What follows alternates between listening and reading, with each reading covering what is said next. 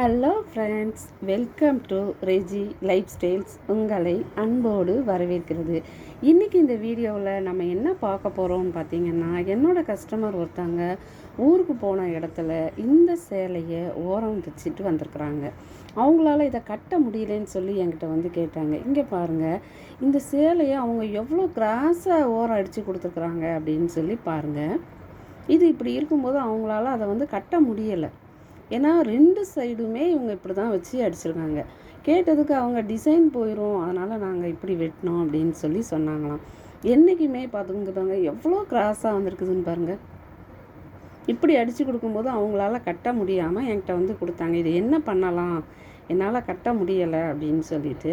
சேலையை பொறுத்த வரைக்கும் டிசைனை நம்ம பார்க்கக்கூடாதுங்க. துணியை வந்து நம்ம நேராக வச்சு நம்ம கட் பண்ணணுங்க. கட் பண்ணால் தான் அந்த சேலை வந்து கட்டுறதுக்கு முடியும்.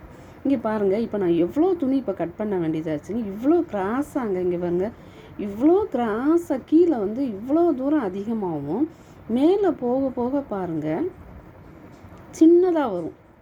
அவங்க அப்படி ரொம்ப கிராஸாக போட்டு இங்கே பாருங்கள் இவ்வளோ கிராஸாக வச்சு கட் பண்ணி இங்கே பாருங்கள் மேலே பார்க்கும்போது பாருங்கள் இவ்வளோ தாங்க துணி இருக்குது. கீழே எவ்வளோ அகலம் இருந்துச்சு. இந்த சேலையை அவங்களால அப்போ எப்படி கட்ட முடியும்? அதனால் நீங்கள் என்ன பண்ணாலும் பரவாயில்ல, நீங்கள் எங்களுக்கு ஓரம் அடித்து கொடுங்கன்னு.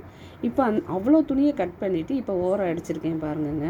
இது வந்து நம்ம துணியை மட்டும்தாங்க நேரம் பிடிச்சி நம்ம கட் பண்ணணும். டிசைனை வச்சு நம்ம கட் பண்ணவே கூடாதுங்க. இப்போ நம்ம கட் பண்ணிவிட்டு அடித்ததுக்கப்புறம் இப்போ எப்படி இருக்குதுன்னு பாருங்கள். இப்போ இதில் வந்து அவங்களும் கட் பண்ணி நானும் கட் பண்ணியிருந்தா சேலை சிறுசாகிரும் இல்லைங்க, அதனால தாங்க.